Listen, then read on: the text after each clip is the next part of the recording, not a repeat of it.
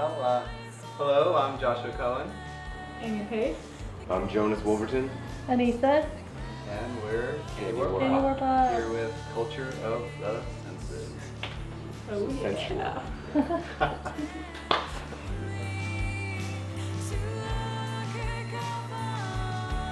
I believe it was Halloween of 2010, and Candy Warpop had our first practice, and that came about because Josh and Anissa had been jamming together. I contacted Anissa, saw a video that she posted on Craigslist, and we're definitely like a poster child for Craigslist band formation. We came into contact. I wanted to join an all-female industrial band that Anissa was starting, and that project didn't work out. But she said, "Hey, I'm jamming with this other cool guy," and so we all got together, the three of us.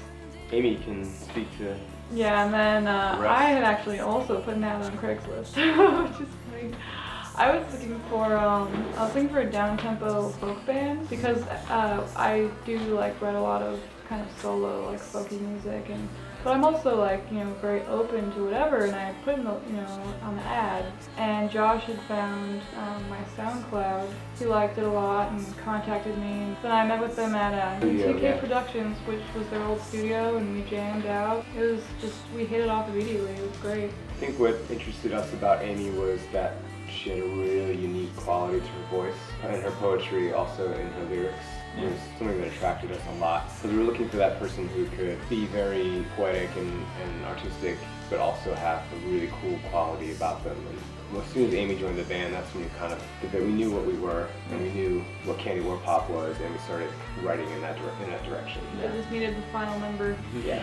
Yeah, the lyrics were of the most importance to me, just since my background's in literature and Anissa's background in journalism, Jonas in film and theater, so we're very mindful that there's a certain stigma with rock music in that you got like this powerful sound, but the lyrics are always sort of lacking to say the least. They're empty. They're always about something that doesn't really matter. It's about women or drugs or quote sex, drugs, and rock and roll, which is really not quite what we're about. There's more to life than just that.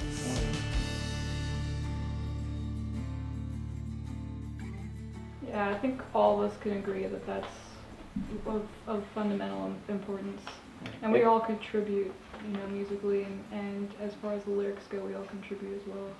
Okay.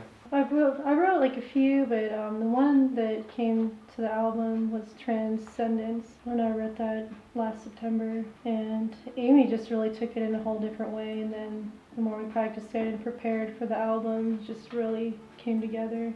And then Josh has written a few songs, and his lyrics came to the album, and so did Jonas as well.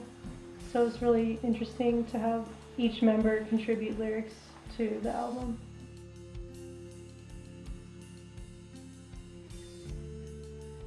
We had a big list that we put on the wall, that we tacked to the wall, of names for the band to see all the shitty names we can come up with for the bands. Whenever we felt like we had a name that was good, that we had in our journal, we just wrote up on them. We had some assignments too, like think of the most obscene band name you can think of. And have a total brain fart about like what a band name would be. Just kind of like just a total explosion of whatever. It could be like 5 words long. It didn't matter. And I think Candy Warpop came to existence because we were thinking about what it meant like to be like a punk band, or like what it meant to be genesis of the punk rock movement. I was reading a lot of books at the time about like the Factory and the Velvet Underground. So I wanted something that could encapsulate the ideas of having performance with performance art in it. Candy Warpop, 3 ideas of the sweet, the destructive, and the catchy. 3 ideas put together into this whole kind of fits the band. And I also came up with this idea of this character called Candy Warpop, who's this tranny hooker who goes up and down Tropicana, and that this character was like this, was sort of this derelict who became this, selling her candy out on Tropicana, and eventually picks up this major in the Air Force and like becomes this superhero, this super patriot, and flies these Predator drones over Afghanistan, and so that kind of like tied it. That whole history of this character kind of tied everything together too. Drink my blood, my I started playing drums when I was 10, like in band, snare drum, and then when I was 14 or 15, I moved back to America and started playing drum set, mainly jazz, but anything I could do in school, concert band, pit band, rock band, all that stuff. And I was lucky enough, I went to college a year early, my senior year, so the state paid for me to have college level drum lessons with this awesome teacher named Bob Benora. Taught me a lot of great tips and things I still use today. And I got away from it for about 3 years when I was going to UNLV. And then 2 months after I graduated, I played my first live show with this band I just put together of people I went to that school, and I've just been playing out since then. I started playing bass exactly 1 year before I met these guys. I had previously played accordion and some guitar and sang. I think for me the transformation to become a bass player happened when I saw Nine Inch Nails and Jane's Addiction play their Ninja tour. And I just remembered how much I loved the bass playing of Eric Avery, who's the bass player for Jane's Addiction. And I said, fuck, I love his playing, I want to learn how to play all of his songs. And from there I just kind of went to like, okay, well I'm going to teach myself how to play these songs. All of James' songs, but also all the songs that I love, all the rock songs. And then I just said, my intention all that whole year was to find a band, so I was kind of actively looking, and I was learning my instrument in order to join this band. My father played guitar. He played acoustic guitar, and I always wanted to pick it up. When I was a kid, I used to grab his guitar, and he'd always like freak out because he had this really nice Martin & Co. D28, and he'd just be like, "Oh my God, be careful!" And when I turned 8, he bought me my first guitar, which was an Ovation Applause round back treble size guitar. The body's like this big and tiny little guitar, but it was perfect for me. And he taught me like my first basic chords, and then my stepsister's best friend, she and I really connected musically. She wrote her own songs and did a lot of like folk music, and came from a huge musical background. Her whole family, they're all musicians, and they perform together.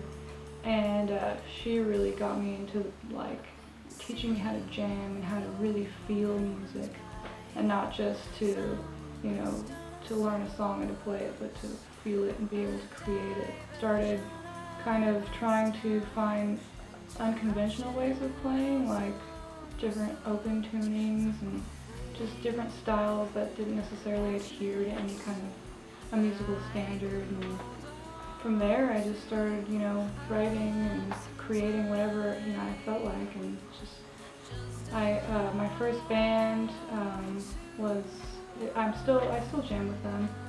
We're more of like a kind of garage punk band, but we just have a lot of fun together, and that really got me out of my shell as far as like, being comfortable with writing with other people and, working with other musicians and stuff. And meeting these guys has just been awesome because they're so motivating, and they're all, incredible musicians and constantly learning new things, so that really helps me expand. I started playing music just before college. I was playing blues harmonica with a group out in Henderson, made up of World War II vets and retired coal miners. And that sort of introduced me to this musical vocabulary that, as you know, like blues music runs through. It's the undercurrent of all rock music, in varying degrees. When I entered college, I took classes on piano and guitar, jazz guitar a little bit, classical piano. And around that time, my parents purchased for me a really cheap Chinese-made blue Stratocaster copy that sounds terrible. And I knew it sounded terrible from the moment I plugged it in, but I realized that if I hit it against something or hit something against it, it sounds really good. And so I then began to experiment with layering on layers of distortion and sticking screwdrivers into it. It's fun, and it's not a mainstream way of playing the guitar. It allows me to explore musical ideas in my head that don't really make sense on the page or in standard notation. It's a more emotional approach to guitar playing, I feel.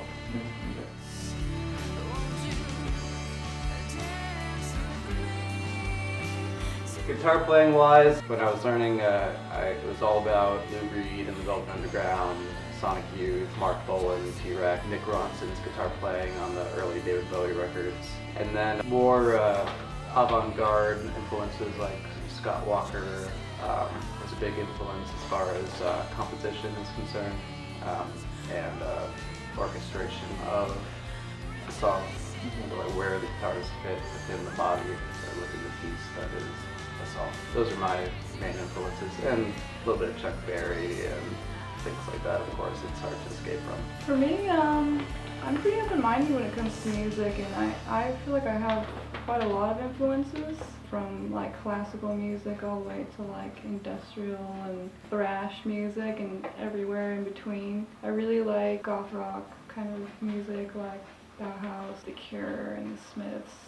I really like industrial, KMFDM, Ministry, Skinny Puppy. Also, I listen to a lot of punk rock music, Iggy Pop and the Stooges. I love Pink Floyd and kind of experimental bands. Definitely just a huge variety of music. And I also spent a lot of time growing up around a lot of musicians. My dad's cousin has this awesome hippie cabin on the coast of California, and every year they have like this huge gathering of musicians that will get together and just play like blues and folk and all kinds of awesome music around a campfire, just 20 plus musicians.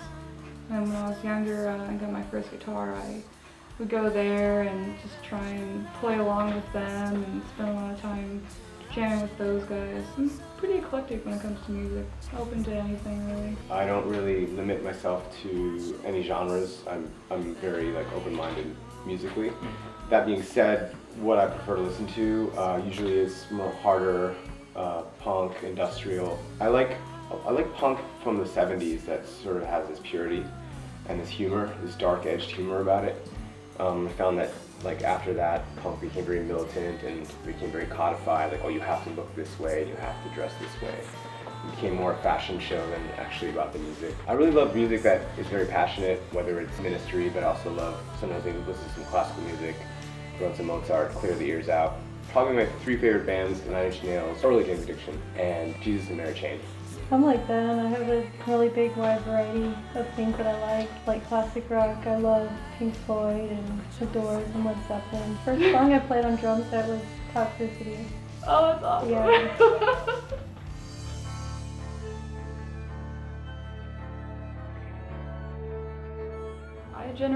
My creative process starts with a melody.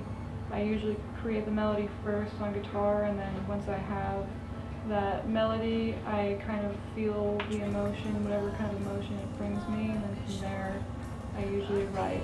A lot of the songs on the album, some are written after Amy joined the band, so they were already kind of fully complete songs that we just found our parts. Some songs had the three of us had worked on. Some songs I'd written the song, and then we kind of figure our parts out, and we just needed lyrics or melody. And so when Amy joined the band, it was awesome because she just came in and instinctively we said, okay, this song is about somebody who, for example, you're in love with, but you shouldn't be in love with because they're totally destructive. And then she was like, okay, boom. Next practice had a lyrics all written out. Yeah, like that was that process. We had the song was already written, Yeah. and Amy joined the band, and we were like, hey, this is the song about like. You had the name, right? Yeah, I had the name. Yeah, he said Darjeeling Darling. That's what we got. Go with it. It's like you're having tea with the first time that you spend a night with a new lover, and go. Yeah. You know, like, and then she came back like that. Like she knew it. She instinctively knew what to write. It was so awesome. It was like, that's when we knew she was legit.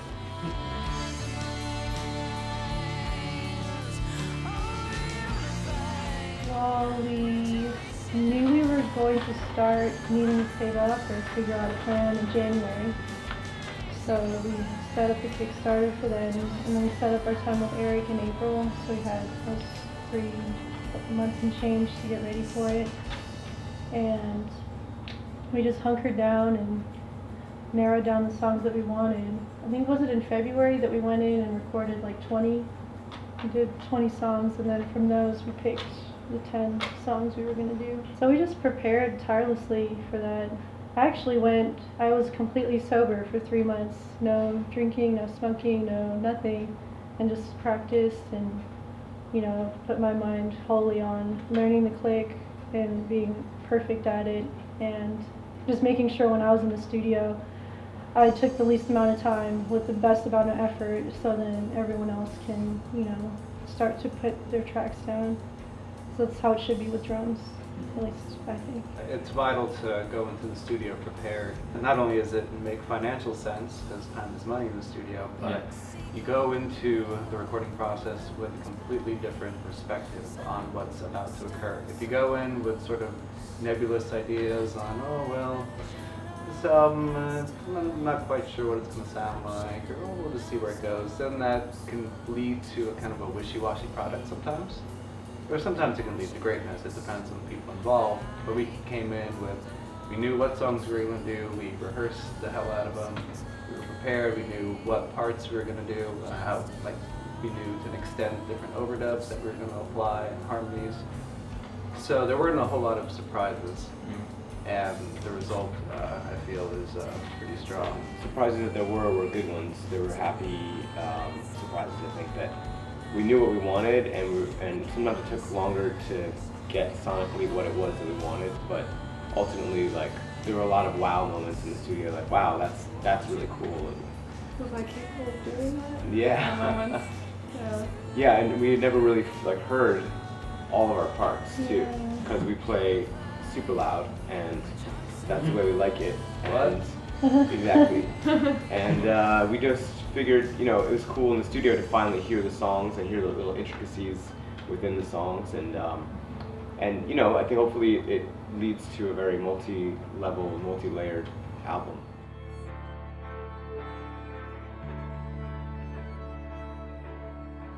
The times they are changing, I really don't know. It's the digital era, like you said, it's kind of an inevitable change, and you just have to figure out from there what to do next. You just have to do your best to promote, and network online, and just try and get as big of a fan base as you possibly can, and find people that are willing enough to contribute to your cause, because it is, especially in this day and age, such a competition. And online, everything is distributed online, like you said, the second something's online, it's all over the world, really. So it's beneficial and in certain ways, because you can get in contact with people internationally so much more easily through the digital, era.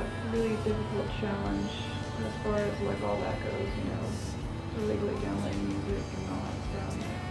I mean, it's a weird situation that we find ourselves in, because we're right at a moment in music history, or rock history anyway, where rock has kind of gone underground. Electronic dance music is king right now, and so we're searching out for our loyal fan base, basically. Just starting out as a band, we're looking for people who enjoy the kind of music that we enjoy playing, and so I think that it's really a combination of, just here's a CD at a show, and hey, here's our song, we're going to give you for free, one song, would you please buy an album online, would you consider buying an album and supporting our art? We're trying to figure it out. We're doing the best we can, like Amy said, it's really a kind of a complex situation, and we're just trying to make it work in many different domains.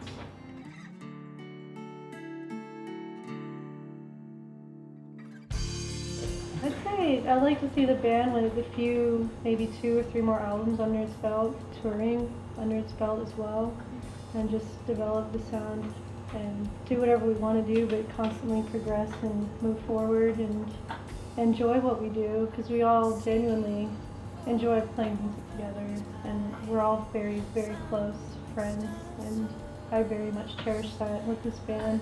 It's the band I wanted to be in since I was a little girl, so it's really exciting that here it is. But as far as the Vegas music scene, it's obviously blossomed with Zappas and all these big, you know, money-making things that are going on, like Life is Beautiful and things like that, like begs for an underground, a really serious underground to take rise, I think. Because I feel like certain things are just covered more so than what's the whole picture of what's going on. And I feel like in a few years from now, people will know more about all the depth of different music that's being played in town that doesn't necessarily get covered all the time.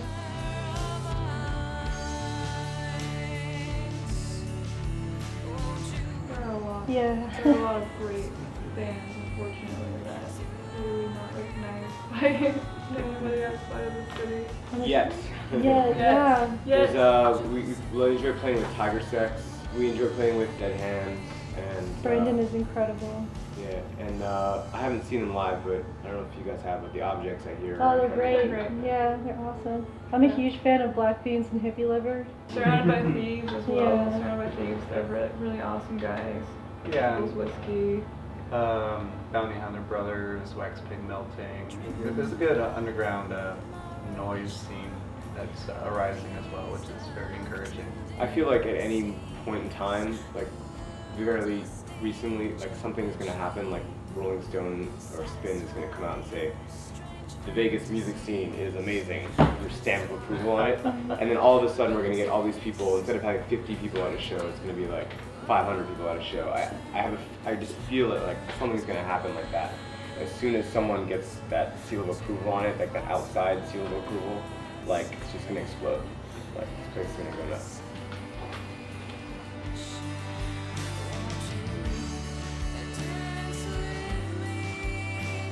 Less of the competition, more, working together and cross promotions and, being supportive of other people's art. I think that's a huge problem is that a lot of bands maybe stick and confine themselves to one genre as opposed to playing more diverse shows and getting themselves out there and mixing with all of the various pockets of, musicians that stay kind of confined really. My opinion, as far as I feel like one huge thing that I would love to see happen out here specifically would be more all-age venues that can accommodate not only younger musicians but younger fans, people that want to see these bands that they can't necessarily see because 99% of the shows here are in bars and venues where you have to be over 21, and a lot of people don't get the opportunity to do that. So I would like to see that happen. I think that would help quite a bit. Fostering community in the Vegas music scene is actually very easy. All it takes is being able to provide gear to another band that might need it, or can share equipment, or you can book shows in a sort of camaraderie of bands. Say, hey, look, we have fans that are in a similar genre, let's just book a show together. And it's very simple things you can do to foster that community. Because you look at all the successful music scenes that have happened over the past 25 years, like Seattle or Los Angeles, and it wasn't just one band that was making it, it was a bunch of bands. Like LA, you had the Chili Peppers, you had Jane's Addiction, you had Fishbone.